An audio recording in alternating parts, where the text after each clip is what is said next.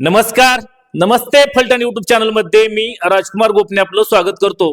महाराष्ट्र विधान परिषदेच्या 10 जागांची रणधुमाळी सध्या सुरू आहे। महाराष्ट्र विधानसभेतील आमदारांच्या माध्यमातून या जागा निवडल्या जाणार असतानाच या निवडणूक प्रक्रियेला आता गती आली आहे। काल गुरुवार दिनांक 23 एप्रिल पासून उमेदवारी अर्ज दाखल करण्याला प्रारंभ झालेले आहेत। आज उमेदवारी अर्ज दाखल करण्याचा दुसरा दिवस आहे। हे होत असताना अद्यापपर्यंत कोणाचाही उमेदवारी अर्ज दाखल झालेला नाही। एकीकडे भारतीय जनता पक्षाचे जवळपास 6 आमदार या ठिकाणी होणार आहेत, तर शिवसेनेचे 2 आमदार होणार आहेत, राष्ट्रवादी काँग्रेसचे 1 आणि महाविकास आघाडी 1।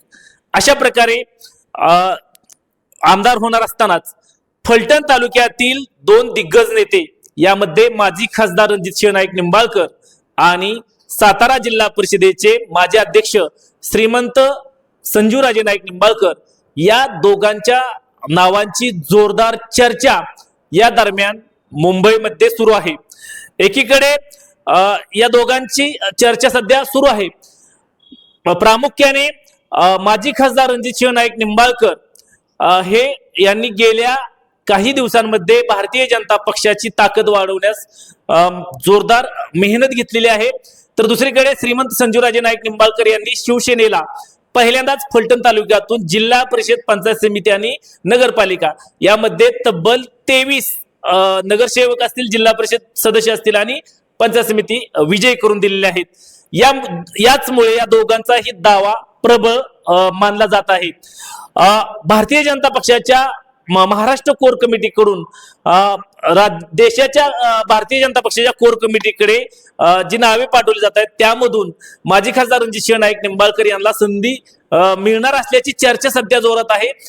दुसरीकडे उपमुख्यमंत्री एकनाथ शिंदे यांच्या माध्यमातून शिवसेनेमधून श्रीमंत संजूराजे नाईक निंबाळकर यांना या ठिकाणी संधी द्यावी अशी मागणी सातारा जिल्ह्यातील तमाम शिवसेनेच्या पदाधिकाऱ्यांनी पत्र लिहून उपमुख्यमंत्री एकनाथ शिंदे यांच्याकडे पत्र पाठवलेले आहे।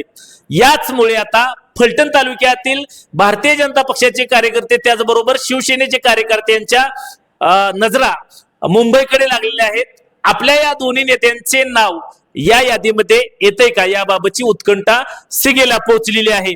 आगामी 2 ते 3 दिवसांमध्ये आता अंतिम उमेदवारी अर्ज दाखल करण्याच्या दिवशी प्रामुख्याने जितक्या जागा आहेत तेवढेच अर्ज येणार की एखादा अर्ज ज्यादा येणार, याकडेही सर्वांचं लक्ष लागून राहिलेलं असतानाच फलटणच्या या 2 दिग्गज नेत्यांना या यादीमध्ये समावेश होणार का, याबाबतची उत्कंठा आता प्रत्येक कार्यकर्त्याला लागून राहिलेली आहे।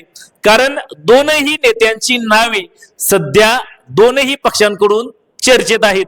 यामुळे आता अंतिम शिक्कामोर्तब या दोघांच्या नावावरती होतंय का, हे पाहणं अतिशय महत्वाचं ठरणार आहे।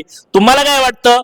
माजी खासदार रणजितसिंह नाईक निंबाळकर व सातारा जिल्हा परिषदेचे माजी अध्यक्ष श्रीमंत संजूराजे नाईक निंबाळकर या दोघांपैकी कोणाला या ठिकाणी विधान परिषदेची संधी मिळेल, याबाबत जरूर कमेंट्स बॉक्स मध्ये कमेंट्स करा। चॅनल वरती नवीन असाल तर नमस्ते फलटण युट्यूब चॅनल सबस्क्राईब करा, बेल आयकॉन दाबा, जेणेकरून आमचे नवनवीन व्हिडिओ लवकरात लवकर थेट तुमच्यापर्यंत पोहोचतील। व्हिडिओ आवडल्यास लाईक आणि शेअर करा। आजच्या व्हिडिओमध्ये इथेच थांबूया, पुन्हा भेटूया नवीन व्हिडिओमध्ये, तोपर्यंत धन्यवाद।